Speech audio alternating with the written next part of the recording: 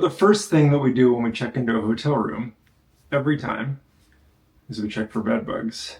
Because when I'm self-funding these trips, I tend to book pretty cheap hotels because it adds up quickly and just a place to stay. One time, I didn't do this back before I knew better. There were bed bugs, and it made several months of my life just an absolute living hell. So, first thing we do is check for bed bugs. What we're looking for is little brown dots. If this feels like overkill, that means you've never had a bed bug infestation. The light is probably terrible in here, but what if I go right by the window? Is that bad? Is that better? Maybe a little better. We're not going to have the best video or audio quality here because, like I said, I'm in a cheap hotel room. But I'm here in Vancouver Island in British Columbia for an 8-night trip, and I thought that it might be interesting to do a little video talking about the kind of gear that I bring. The camera gear, the non-camera gear. This is most of what I brought. We've got a duffel bag, 35, maybe 40 liters. Not a big one. A laptop. This, when I'm in the car, this goes in a laptop safe so that it's secure and I'm not having to always bring it with me. And then Peak Design Everyday 30-liter backpack. It's quite a bit smaller than a lot of other camera bags, but it's more than enough for what I need. So in the outside pocket, I've got a little water bottle. We're going to do all this one-handed because then I can hold the video camera. Water bottle, and then in the other pocket over here, I have the Peak Design travel tripod in carbon fiber. I like that tripod, especially for travel. It's not the strongest, but it's pretty compact. The nice thing, what I love about this backpack, is that I can open up on the side and switch out camera lenses pretty quickly without having to set down my whole camera bag. Camera is over here. Sony a7R4 24-105. Just did a whole video about that lens, about the 24-105. So I will link to that down in the description if you haven't seen it. This is my favorite lens for travel photography. I absolutely love it. A7R4 is just workhorse, no issues at all with it. I love it. And then here we have the Sigma 100-400. We're going to do some wildlife on this trip, wildlife photography. Got a bear tour planned in the Tofino area. And then that's it on this side. So normally the A7R4 goes right there, 100-400. Those are my most two used lenses, so they're easily switched back and forth like that. I'll touch on that stuff in a sec. All right, so on the left side, over here, I've got 55mm 1.8 prime lens. Basically just in case I wanted a small prime lens to bring, or maybe a portrait or something. And then the 16-35. There's a decent chance I don't use either of these lenses, but they're both pretty small, and it's nice to have as an option. In the side pocket here, I've got some filter rings. So these are step-up rings so that I can put my polarizer filter, which is in here, on any of the lenses. Just put everything down there. I have this Garmin InReach mini satellite beacon. In case I'm somewhere without cell reception and something happens, I can message anyone from pretty much anywhere in the world. And then we have a circular polarizer filter, which I don't use a ton these days, but it's a nice option to have. And then some of these Kim wipes, which are super absorbent and good for wiping like water droplets off the front of a lens if I'm shooting by the ocean or in front of a waterfall or anywhere where there's a lot of spray. And then a little Zeiss wipe as well. And then also I have this little Think Tank SD card slot for all of my SD cards. Let's see, I think on the other side there were some things in some of the pockets. We've got some batteries in here for the Sony a7R4, and that's it. So now, if we open the top flap, I have a rain jacket. Always good to have that, especially in the Pacific Northwest. And then I've got my DJI Mini 2 drone, which is small enough and light enough to where I can fly that without a license in Canada. I'll still follow all of the rules. Drone batteries, drone controller, and then GoPro Hero 11 just as a backup. I'm not really planning to use that, but there might be a situation where it's called for. I should also say that I'm filming on the DJI Osmo Pocket 3. This is the first time that I've ever filmed with that, brand new.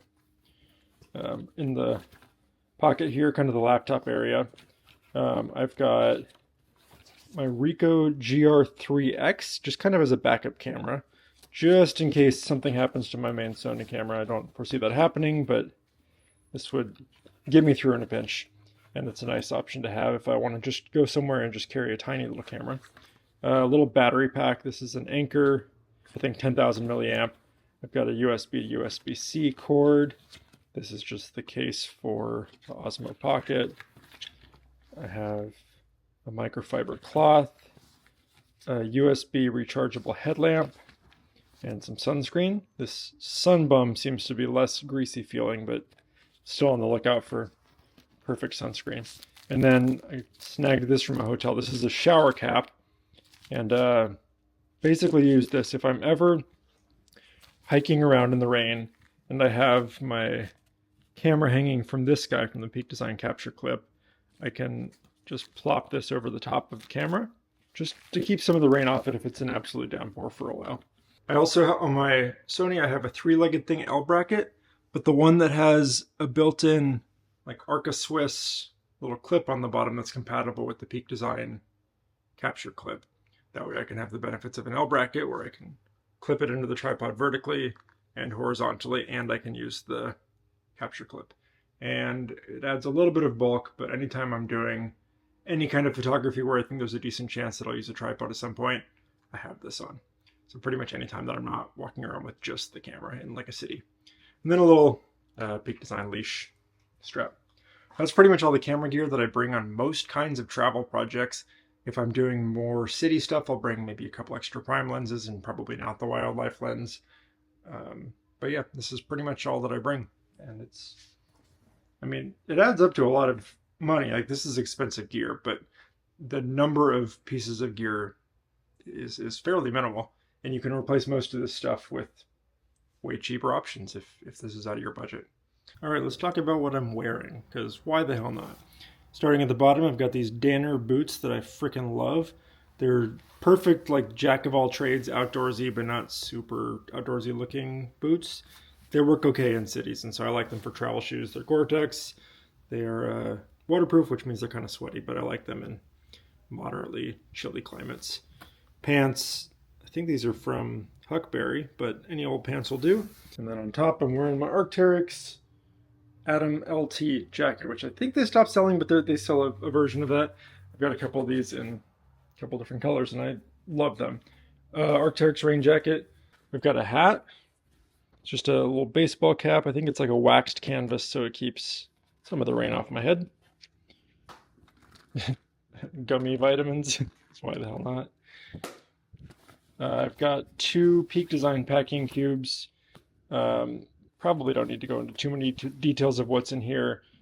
It's an 8-day trip, so 8 pairs of underwear, 8 socks, 7 or 8 t-shirts. Some of them are wool, some of them are cotton, that kind of thing. These Peak Design packing cubes are nice because they've got a compression zipper that goes all the way around. So you pack it fairly snugly and then you can compress it down even more, which does make your clothes wrinkle quite a bit, but that's all right. I've got an extra pair of shoes in here, just a pair of Allbirds, because I don't want to wear the boots. These are a lot more breathable. And this is also a Peak Design shoe pouch. And then one more clothes pouch, and I've got a sweatshirt, or I guess a little fleece, a beanie, some thermal long underwear in merino wool, and I think that's pretty much it. Let's see. Got one more light jacket, a little cool jacket. Oh, I've also got 2 pairs of Fjallraven um, Stormland trousers, I suppose, in there. And then we've got this is a tech pouch, lots of cables and stuff. I'll show you. Oh, we'll go through that in a sec. And then toiletries, also Peak Design kit.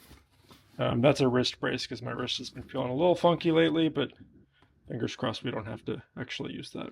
I really do like this Peak Design tech pouch. It's bulkier than I need, but it's super well organized. This is like a iPhone. All this stuff's from Peak Design, but it's not. I'm not affiliated with them. I just like their stuff. This is like a magnet tripod thing. It magnets onto the back of an iPhone or probably other magnet compatible phones, and then like the tripod thing folds out from there. And I really like that for either just propping up my phone to watch something on it, or if I want to use it to film some B-roll. And then I've just got some USB cords in the back. Bunch of different USB cords, Apple Watch cord. These Rode wireless mics, just in case I need them for any video stuff, although I'm just using the Osmo. A couple different SanDisk hard drives. Little laptop charger. It's got a couple different ports. Sony batteries charger. Everything else I just charge with USB, but because I use the Sony camera so much, I want to be able to charge a couple batteries at a time. And then a couple of these small Anker USB-C, I think they're like 30-watt foldable chargers. So it's nice to have all of that just in a pretty compact pouch.